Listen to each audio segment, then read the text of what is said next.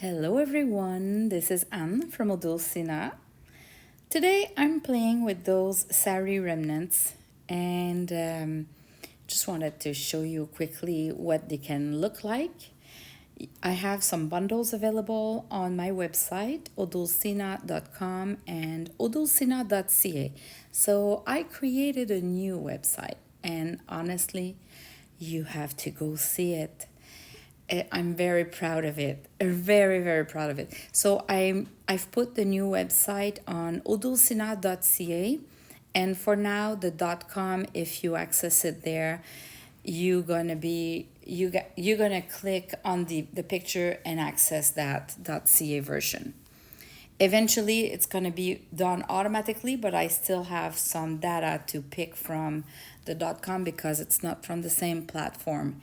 Anyway, it is technical, but go have a look. Odulcina.ca or .com, you should end up at the same place. And I even present the design team, and there's different visual and sections, and of course my shop. So you have those Sari remnants there.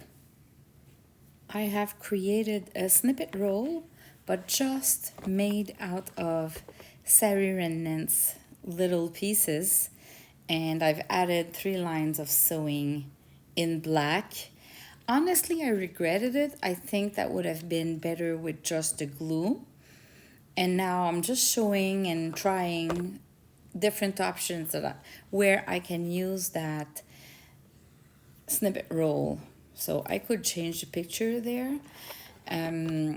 I love the idea to cover the spine of the journal, or it can be just a band like that goes across the cover, the spine, and the back of the journal, like a belly band kind of, but you wouldn't put anything under it. But I love to play creating snippets, or like a band like that, like a snippet roll, because when you create them, you don't overthink the process. And when it's already done, it's easy to visualize if it looks good or not. So now I'm going to try different snippets that I've created. They're a little bit bigger than typical little snippets that I've been doing in the past, because I wanted to keep the most out of them. But as you can see, if you add just a snippet on the cover, it's great. But if you add a little bit more layers with like a corrugated cardboard, you see the difference, right? So depending on how much you want to cover the book cover, you might just add a little accent like that, or you can put a paper on top of the cover and more layers. But the goal here was just to show you different snippets that I've done. Those little pieces, they all have 3 or 4 pieces of Sari remnants on them, and I just glued them together. And now I'm gonna have fun just using them. So when they're already done like that, it's easy to visualize and just add a couple of layers, and I love that. I've been inspired by Pam from Glam Junk Journals. She made a snippet roll of Sari remnants recently, and I just thought that is just perfect. So go watch her video for the tutorial. She explains it well, and I'm just showing what I've been doing. I'm showing you different pieces that I created with the Sari remnants. Isn't it gorgeous? I love the luxurious look of that. Look at that. That ruby in the middle of, and all that gold. I love it. I don't know where and how and what it's gonna look like at the end, but I love it. I also made that bigger piece because I thought it could be kind of a collage and be used to cover the whole book cover like this. So of course I would need to continue to cover the spine and the back of the journal. And now I'm going to show you a full junk journal. This is the final version of just one. I just did one. So I followed this idea that I had with like a belly band all the way. And I've used, this is from the portrait collection number 2. And I've used the HP instant ink boxes, the corrugated cardboard. And I played with the gold pens that I have and paint both. So here it was all blue before, so it's now all goldy. I added lines there, and they are perfectly, totally imperfect, which is great. I mean, I love it, and if I would have screwed up and not like it, I could just cover with a paper.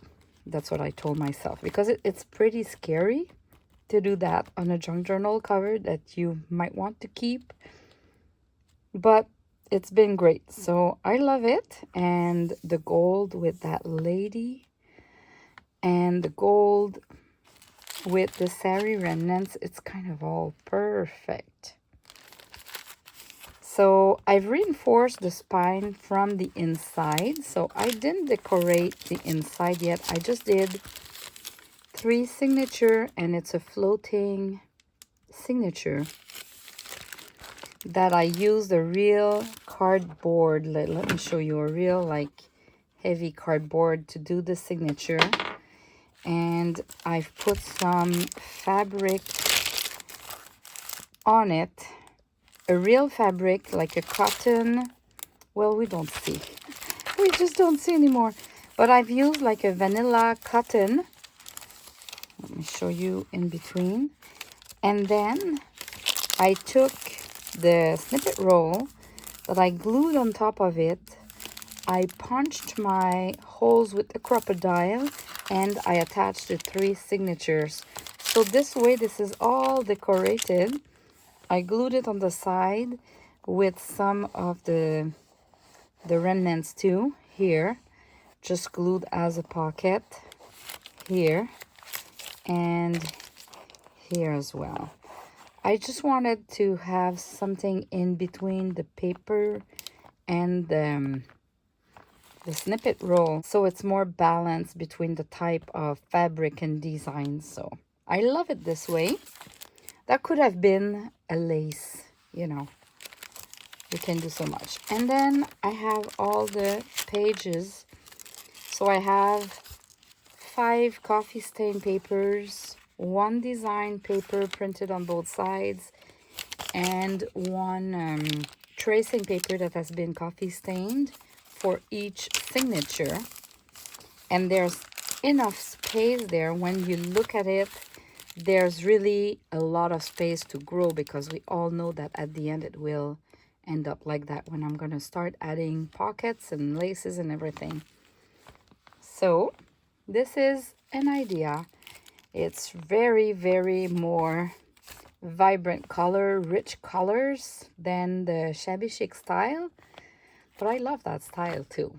So my love is always shabby chic, but sometimes it's good to explore other colors or styles. So yeah, eventually I'm gonna show you what I'll do inside. Thanks for watching. See you in the next video. Bye bye.